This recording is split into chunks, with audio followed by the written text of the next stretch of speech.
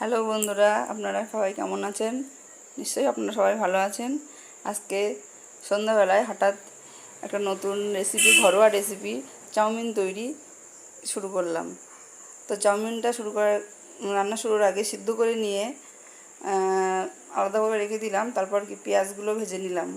ভাজার পর আবার আলু ছিল, আলাদা করে কোচানো ছিল। আলুগুলো পেঁয়াজগুলো একটু ভাজা হলে তারপর আলুগুলো ওতে দিয়ে দিলাম, দিয়ে নাড়া শুরু করলাম।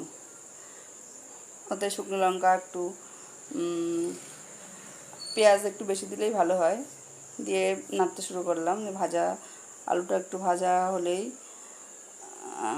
ওতে আলুটা একটু ভাজা হলেই ওতে চাউমিনগুলো দিয়ে দেবো। চাউমিনগুলো একটু আলাদা সিদ্ধ করা চাউমিনগুলো ছাড়িয়ে নিয়ে নিলাম। ঠান্ডা জল দিয়ে একটু ঝাঁকিয়ে নেড়ে নিলাম।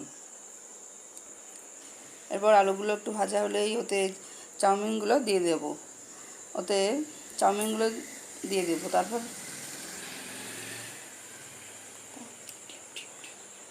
চাউমিনগুলো দেবো। তার আগে ডিমটা আগে আলাদা করে ভেজে নিয়েছিলাম, দিয়ে তার উপরে আলুর উপরে ডিমগুলো ছড়িয়ে দিলাম। ডিমগুলো ছড়িয়ে দেওয়ার পর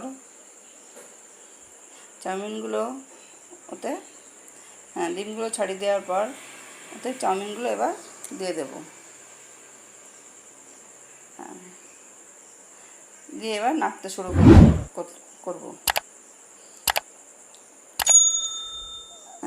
চাউমিনগুলো নাড়তে শুরু করলাম, হালকা আছে নাড়তে লাগলাম। চাউমিনে আমি একটু হলুদ দিয়েছি, ওটা আপনারা হলুদ দিতেও পারেন কিংবা নাও দিতে পারেন। হলুদ দিলে কালারটা একটু হলুদ হয় আর কি। একটু ঘন ঘন নাড়তে হবে, নাহলে তলায় লেগে যেতে পারে। আর সন্ধ্যাবেলায় বাচ্চারা চাউমিন খাবে বলে আবদার করছিল, তো ঘরেতেই ছিল চাউমিন, দুটো ডিম আনছিল, তাই দিয়ে আমি চাউমিনটা করলাম সন্ধ্যাবেলায়। ঘন হবে, নাড়তে হবে, না নাড়লে তার তলায় লেগে যাবে।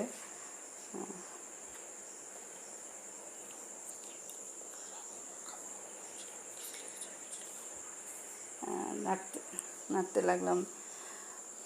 বাচ্চারা সন্ধ্যেবেলায় খিদে পেয়েছে বলে খুব আবদার করছিল যে চাউমিন আছে, চাউমিনটা করার জন্য, তাই চাউমিনটা করছি।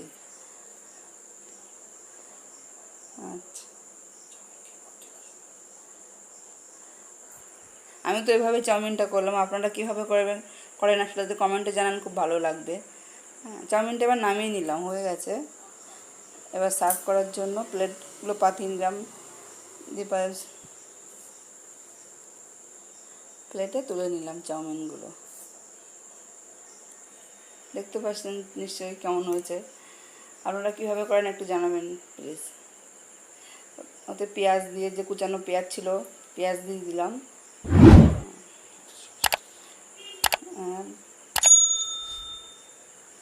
পেঁয়াজগুলো ছাড়িয়ে দিলাম। তো এবার আমার কাজে হেল্প করছে মেয়ে সৃজনী, পাশে উপাসনাও আছে, ও সস সস দিয়ে দিচ্ছে চাউমিনের উপর।